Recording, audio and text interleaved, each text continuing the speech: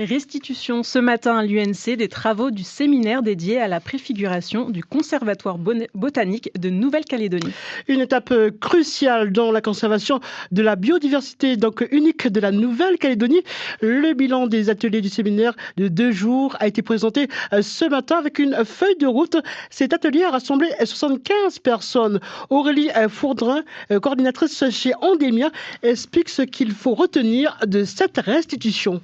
Qui est ressorti de 2 jours, c'était vraiment un besoin d'amélioration de la connaissance et puis aussi du coup le besoin de mise à disposition de cette connaissance-là. Donc mise à disposition pour les gestionnaires, pour les collectivités, pour le grand public aussi. Il y a eu aussi un fort besoin de ce qui est de mise en place d'outils, donc des bases de données, des outils pratiques, des applications web, etc. Vraiment des outils pareils pour pouvoir mettre à disposition toute la connaissance, toute la donnée le mieux possible à différents types de publics. Et tout un aspect aussi également sur tout ce qui est sensibilisation, communication autour de la flore, de la faune et des habitats. Et il y avait également une partie que moi j'ai trouvé particulièrement intéressante, c'est tout ce qui tournait autour du patrimoine culturel, de l'ethnobotanique, donc qui arriverait peut-être dans un second temps parce qu'il y a énormément de choses à travailler, d'acteurs à aller voir pour travailler avec eux.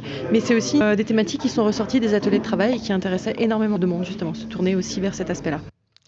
Nicolas Rink est notre invité ce midi. Vous êtes en charge du futur conservatoire botanique. Bonjour. Bonjour. Alors pourquoi avoir attendu aussi autant de temps pour créer ce conservatoire quand on sait donc l'endémisme de la Nouvelle-Calédonie qui est très particulier? Alors oui, il y a déjà beaucoup d'acteurs qui ont travaillé pendant des années sur le territoire, sur notre biodiversité. On a entendu là Endemia, mais aussi les provinces, compétences en environnement, les instituts de recherche, mais chacun travaille sur un petit bout de la biodiversité. Et en fait, il faut mener de grands projets, il faut mettre un peu tout le monde d'accord, trouver des synergies et monter des vrais projets de conservation autour de nos espèces rares et menacées, puisqu'ici, on est un hotspot mondial et on a des espèces en danger critique d'extinction. Ça veut dire qu'il fallait prendre le temps de rassembler les personnes?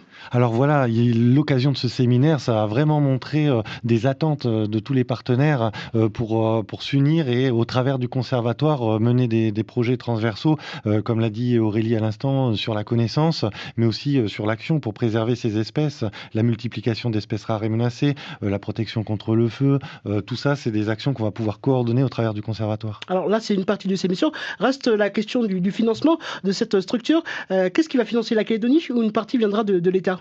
Alors, on est très soutenu par l'État, l'Office français de la biodiversité. On est hébergé au sein de l'Institut agronomique calédonien. Les 3 provinces accompagnent et financent le conservatoire. Et il y a Endemia donc, qui nous accompagne techniquement. Donc, on voit que là, tout va dans le même sens. Les planètes sont alignées vraiment pour aller proposer cette feuille de route, notamment au ministère de la transition écologique en métropole, qui va permettre de nous intégrer au réseau national et de nous accompagner financièrement dans le temps.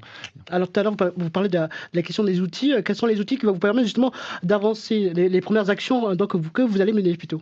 Alors les outils qu'on va mettre en œuvre, c'est par exemple les plans directeurs de conservation d'espèces en danger critique.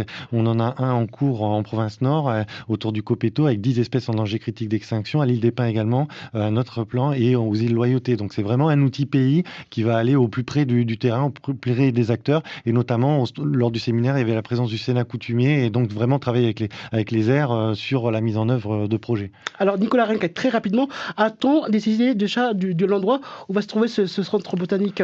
Alors pour l'instant il se trouve à Port-la-Guerre avec l'Institut agronomique calédonien, mais en province nord il y a des actions, en province île, enfin c'est vraiment un outil pays. Alors c'est pas en un seul lieu plutôt. C'est pas en un seul lieu, les projets ils se font sur le terrain, les projets ils se font en haut de la crête à côté des espèces rares et menacées.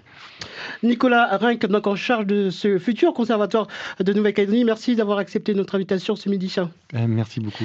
À suivre sur notre site internet, notamment un reportage consacré à ces travaux et notamment à ce futur conservatoire botanique de Nouvelle-Calédonie.